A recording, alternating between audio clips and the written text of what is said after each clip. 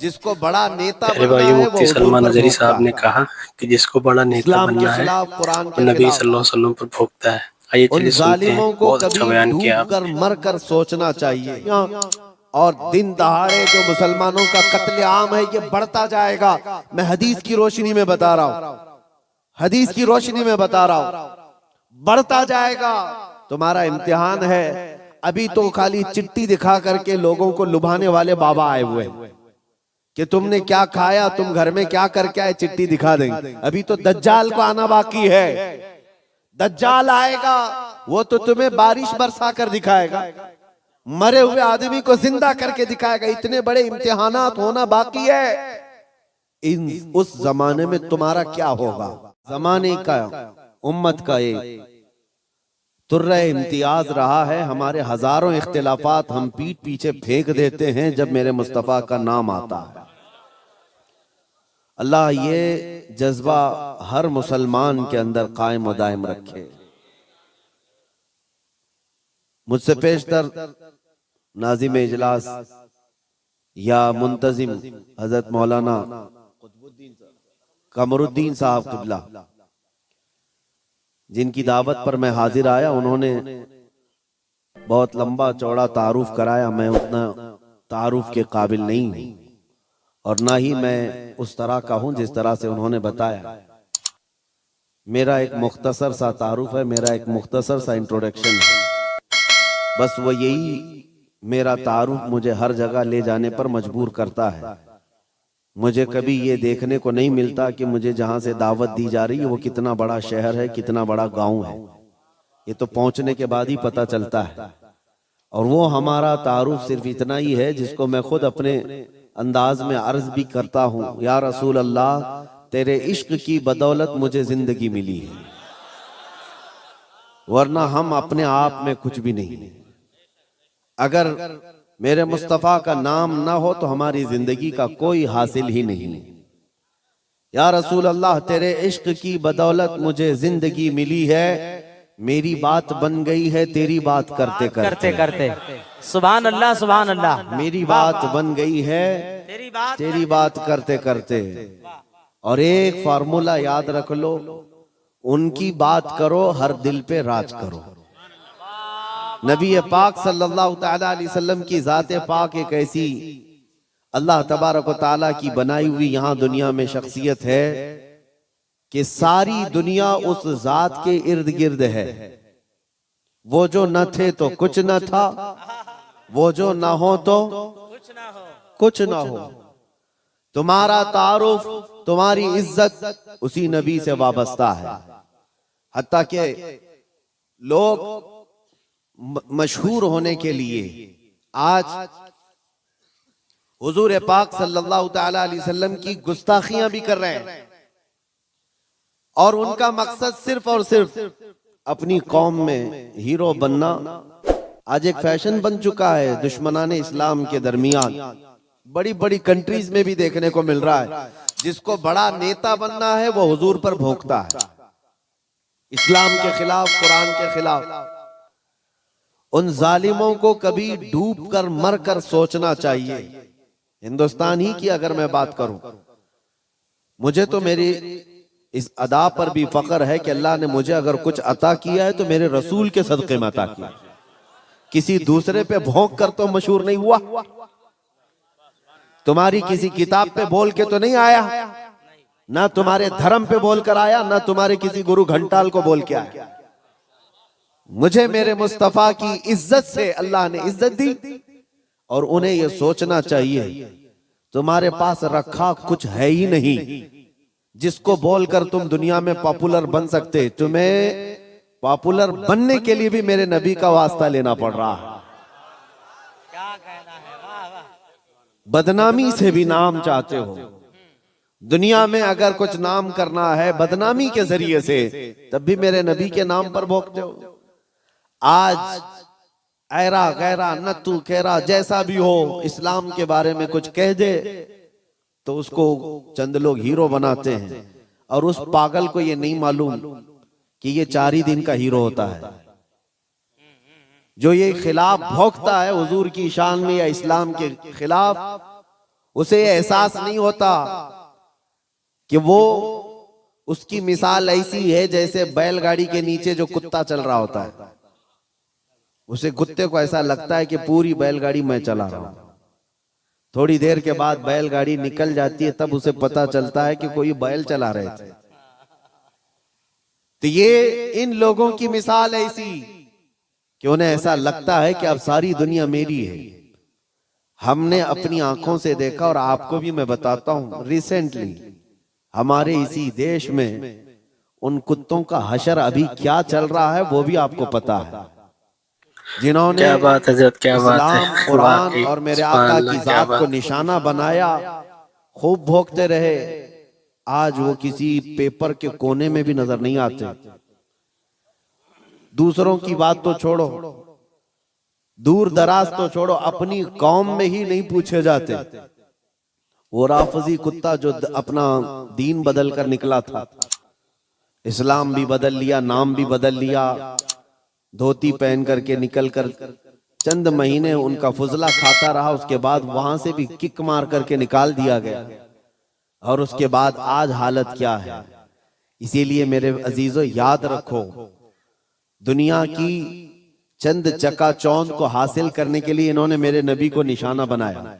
लेकिन एक बात मैं बताऊं, आज से 1400 साल पहले नबी पाक सल्लल्लाहु ताला अलैहि वसल्लम की शान में हस्सान बिन साबित ने कहा था, या रसूल अल्लाह, आपसे ज्यादा हसीन मेरी आंखों ने देखा सुभान नहीं। अल्लाह, सुभान अल्लाह, आपसे ज्यादा खूबसूरत किसी माँ ने जना नहीं।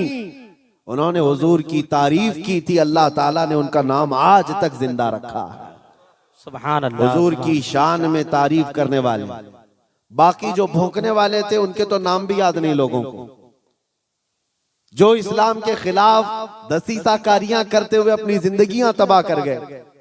मैं आपसे पूछता हूं, जिसने बगदाद में मुसलमानों की खोपड़ी से मीनार बना दिया था, वो चंगेज और हलाकू, इनकी कब्रें कहां हैं? जरा ढूंढ के दिखाओ।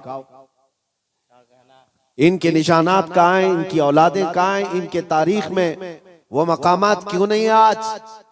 लेकिन आज हिंदुस्तान ही नहीं, दुनियाए इस्लाम के जिस खित्ते में भी जाओ, हुजूर पाक सल्लल्लाहु ताला अलैहि वसल्लम के इश्क में बोलने वाला इमाम अहमद रजा हर जगह बोला जाता है। वाह वाह वाह वाह वाह वाह वाह। इमाम अहमद रजा का चर्चा हर जगह होता है।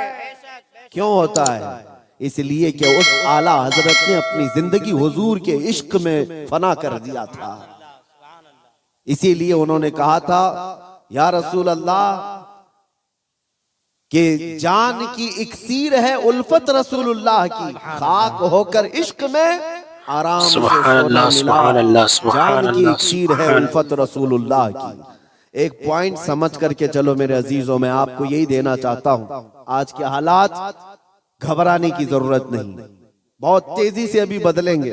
इम्तिहानात आएंगे अभी तुम्हारे यहाँ, बहुत तेज आंधियां आने वाली हैं ये अगले चंद सालों में। आंधियों से मुराद सिर्फ यही हवाओं की आंधियां मत समझो, कुफ्र और शिर्क की आंधियां, जुल्म और सितम की आंधियां, और दिन दहाड़े जो मुसलमानों का कत्लेआम है ये बढ़ता जाएगा। मैं हदीस की रोशनी में बता रहा हूं, हदीस की रोशनी में बता रहा हूं, बढ़ता जाएगा। तुम्हारा इम्तिहान है। अभी तो खाली चिट्ठी दिखा करके लोगों को लुभाने वाले बाबा आए हुए कि तुमने क्या खाया, तुम घर में क्या करके आए, चिट्ठी दिखा देंगे। अभी तो दज्जाल को आना बाकी है। दज्जाल आएगा, वो तो तुम्हें बारिश बरसा कर दिखाएगा, मरे हुए आदमी को जिंदा करके दिखाएगा। इतने बड़े इम्तिहानात होना बाकी है।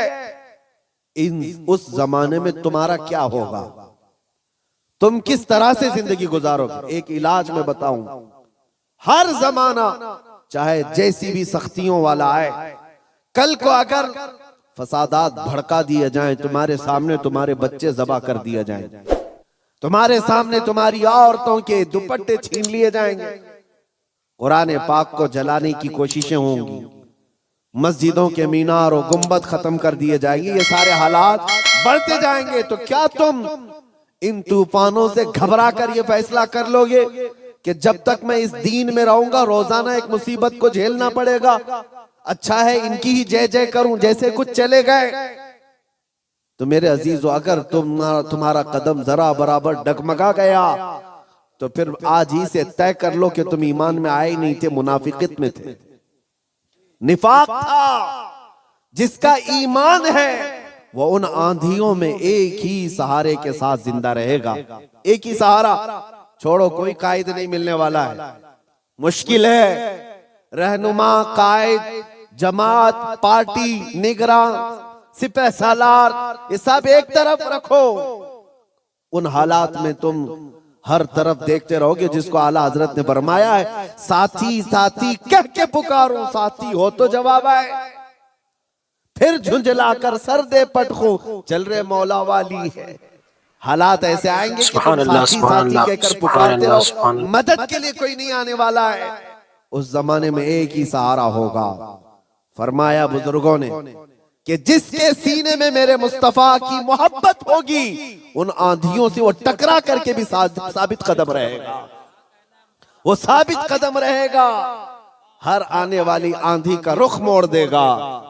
कत्ल बहुत सारे हो जाएंगे, इम्तिहानात बहुत सारे हो जाएंगे, लेकिन नबी पाक सल्लल्लाहु ताला अलैहि वसल्लम का सच्चा शहदाई और सच्चा वफादार उन आंधियों को फेस करेगा, मुकाबला करेगा और अल्लाह की मदद आएगी। अल्लाह की मदद आएगी। अल्लाह की जो सबसे बड़ी मदद जरूर आएगी। इंतजार है सबको। हालात बदलने चाहिए। सुनो, एक बशारत में देता हूं। ये शेर यूं ही मैं नहीं सुनाता। कुछ देर की खामोशी है फिर शोर आएगा। कुछ देर की खामोशी है फिर शोर आएगा।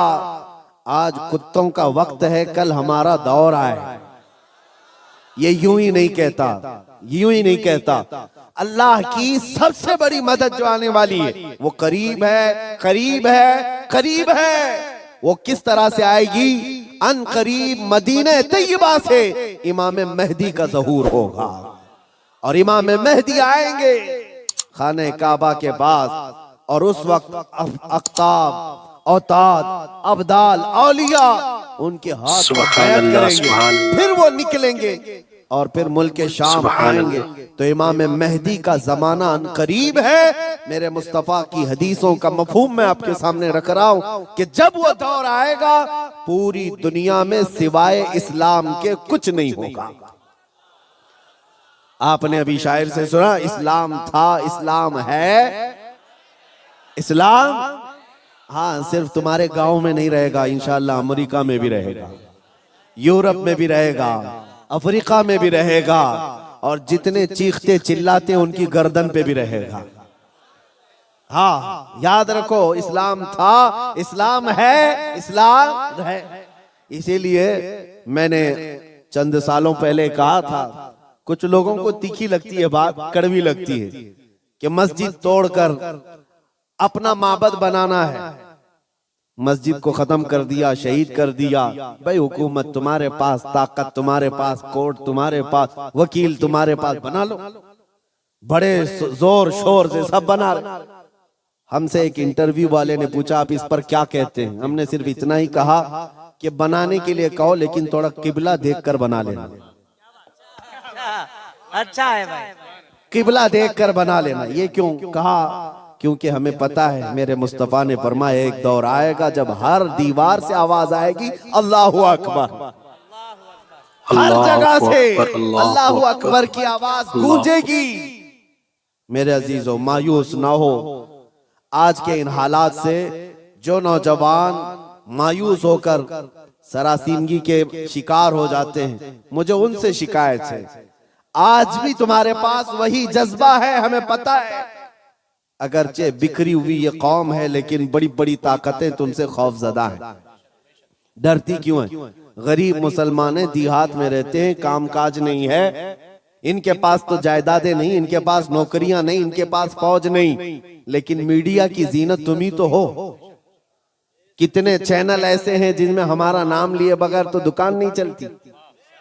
हकीकत है या नहीं? क्यों? हम ही हम हैं। सारी जगह डिबेट में हम ही हम हैं। कुछ बात तो है कि मिटती नहीं हस्ती हमारी। इकबाल ने कहा है कुछ बात तो है कि मिटती नहीं हस्ती हमारी, सदियों रहा है दुश्मन दौरे जमा हमारा। लेकिन मेरे अजीजों, वो वक्त आएगा वो वक्त आएगा जब तुम्हारा इश्क मचलेगा और तुम अमली मैदान में आओगे और नबी पाक सल्लल्लाहु ताला अलैहि वसल्लम का नारा बुलंद होगा, क्योंकि कुरान का वादा है, हुवल्लज़ी अरसल रसूलहु बिल हुदा व दीनिल हक़ लियुज़हिरहु अला दीनि कुल्ली। वो अल्लाह है जिसने अपने रसूल को हक के साथ भेजा है ताकि वो अपना दीन पूरी दुनिया में गालिब फरमाए। दीन पूरी दुनिया में गालिब आएगा। किसी को बुरा लगता है लगे, कुरान ने खुद कहा वलो करिहल काफिरून, क्या बात है, वलो करिहल मुशरिकून। कुरान ने खुद कहा है मुशरिकों को अगरचे बुरा लगता हो लेकिन दीन गालिब आएगा। उसके गलबे का वक्त अल्लाह हमें दिखाए। बस हमारी तमन्ना ये है कि आज मगलूबियत का जमाना है, हम मारे जा रहे हैं, पीटे जा रहे हैं। ऐ अल्लाह वो दौर भी दिखा जब इस्लाम का गलबा आ जाए, जब निजाम मुस्तफा हो, हर जगह रसूल करीम सल्लल्लाहु ताला अलैहि वसल्लम की शरीयत तैयबा ताहिरा का दौर दौरा, वो दौर आएगा। अजीजान गिरामी वकार, दो चंद बातें मैं अर्ज करता हूं जिनको ऐसा लगता है कि इस जमाने में हमारे साथ अगर कुछ हुआ तो क्या होगा।